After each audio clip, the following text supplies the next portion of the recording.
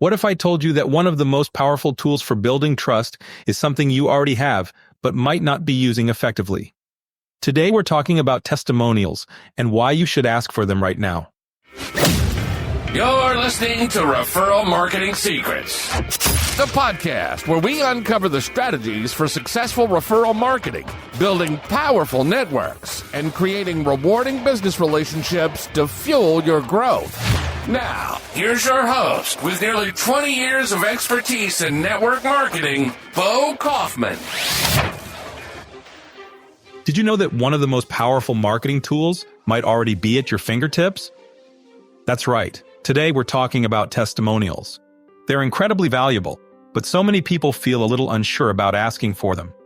So let's explore why testimonials matter, how to ask for them naturally, and how to make the most of them once you have them. Let's start with the why. Think of testimonials as social proof, a kind of endorsement that goes beyond your own words. Imagine you're considering hiring a contractor or a consultant. What's the first thing you do? You look up reviews, right? You want to see what other people have experienced.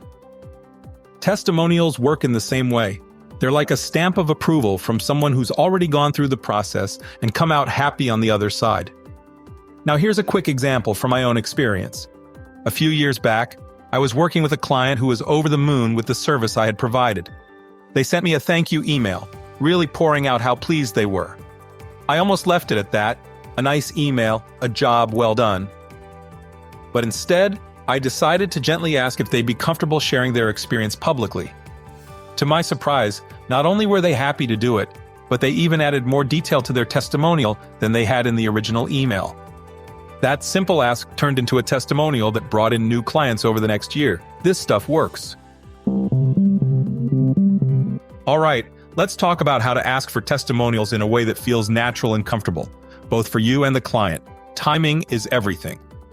Right after a project wraps up successfully or when you're already receiving positive feedback is ideal. One pro tip here, rather than saying, "Could you write a testimonial?" Try making it more specific. You might say, "I'm so glad you're happy with the work. If you're comfortable, would you mind sharing what stood out for you or how this project made a difference for you?" When you ask for specifics, it not only makes it easier for the client to share, but it also brings out the most meaningful parts of their experience. Another tip, let them know where it's going to go. People often feel better about giving testimonials if they understand how their words will be used. For example, you could say, "It would be great to share your story on my website or in social media to help others get a sense of what it's like to work with me." This transparency can make clients feel valued and involved rather than just a means to an end. So once you have the testimonial, let's make sure you're getting the most out of it.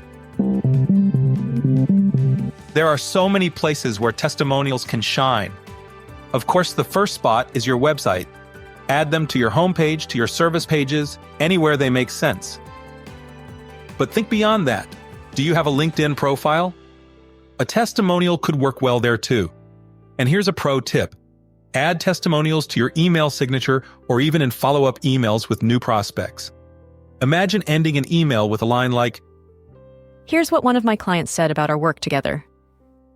It's a subtle nudge of social proof without being too direct.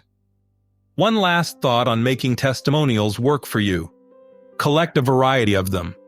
Each client may have a different perspective on your strengths. One might talk about your expertise, another about your communication, and someone else about your creativity. When potential clients see a range of testimonials, they're able to form a more complete picture of who you are and what it's like to work with you. It builds a well-rounded trust. So to wrap up, don't be afraid to ask for those testimonials. They're powerful tools that go beyond just words on a page. They're a bridge of trust between you and the next person who's considering your services. So here's a small action step for you today. Reach out to one client, just one, and ask for a testimonial. You might be surprised by how willing they are to help. Thank you for tuning in to Referral Marketing Secrets. If you found this episode helpful, please subscribe to the podcast, and if you haven't already, join our weekly newsletter for more tips and insights on growing your business through word-of-mouth marketing and referrals. You'll find us at the link in the show notes. Until next time, keep those testimonials coming and keep building those connections. and I thought this was going to be a dull day. Thanks for joining us on this episode of Referral Marketing Secrets. Make sure to subscribe so you never miss an insight. Remember, when you invest in your connections, you invest in your success. Turn your network into your net worth. Until next time.